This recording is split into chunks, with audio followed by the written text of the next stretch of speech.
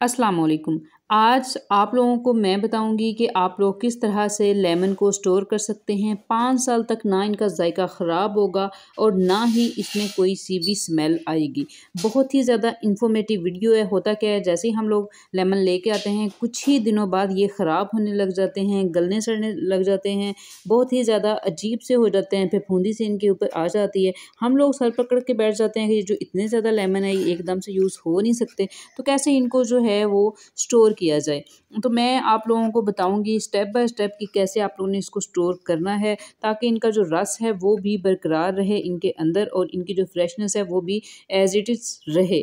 तो ये आप लोगों ने वीडियो ध्यान से देखनी है, एंड तक देखनी है। और इसमें मैं आप लोगों को पहले ही बता दूं कि ऐसा मैं बिल्कुल नहीं कर रही कि आइस क्यूब्स बना लूँ। इसके आइस क्यूब्स आप लोगों ने बिल्कुल नहीं बनाने, क्यों नहीं बनाने वो भी मैं आप लोगों को आगे जाके बताऊंगी।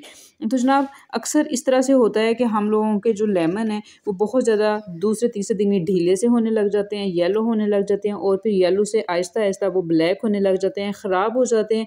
उनकी या तो उनके अंदर फफूंदी सी लग जाती है, नमी सी अजीब सी जम जाती है, या फिर वो बहुत ही ज़्यादा ड्राई से हो जाते हैं, उनके अंदर कोई भी रस नहीं रहता, मतलब ये कि सुकड़ जाते हैं। पहले मैं इजाफी टिप दे दूं, एक वेस्ट लॉस के लिए, वेट लॉस के लिए। वेट का बहुत ज़्यादा पूछा जाता है कि वेट गेन हम लोगों ने बहुत ज़्यादा कर लिया है तो कैसे इसको कम किया जाए। तो ये आप लोगों ने 2 लेमन जो हैं उनके तकरीबन उनके बराबर आप लोगों ने रस लेना है या फिर लेमन लेने हैं, और 1 गिलास आप लोगों ने नीम गर्म पानी लेना है और सुबह नहार मुँह आप लोगों ने डेली पीना है। इससे आप लोगों का मेटाबॉलिज्म फास्ट होगा, आप लोग जो भी खाएंगे अच्छे तरीके से हजम हो जाएगा और इससे आप लोगों की जो इजाफी फ़ैट है वो बर्न होगी। तो चलें मेन वीडियो की तरफ जाते हैं, जो हम लोगों का टॉपिक है उसकी तरफ जाते हैं। आप लोगों ने जितने भी लेमन आप लोगों ने लेने हैं उनका आप लोगों ने रस निकाल लेना है। रस निकालने के लिए आपको जो तरीका बेस्ट लगे वो आप लोगों ने करना है। मुझे ये वाला तरीका अच्छा लग रहा है तो मैं यही वाला जो है वो कंटिन्यू कर रही हूँ।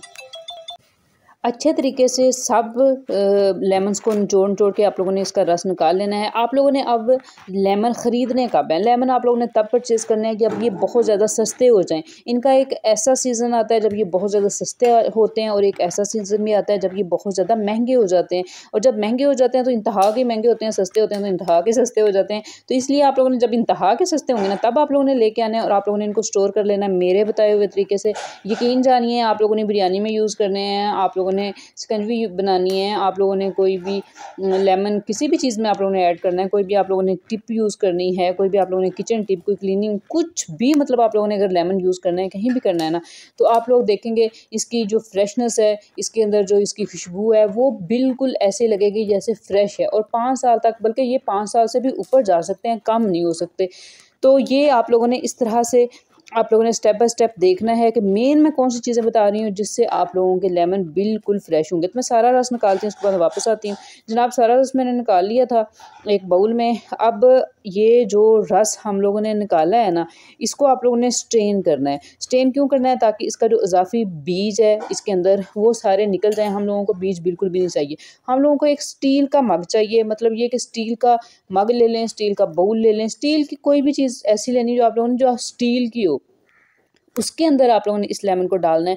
आप लोगों ने प्लास्टिक के जो जार होते हैं उनमें, या फिर जो आइस क्यूब्स के वो ट्रे होती हैं उनमें बिल्कुल भी आप लोगों ने इसको नहीं डालना।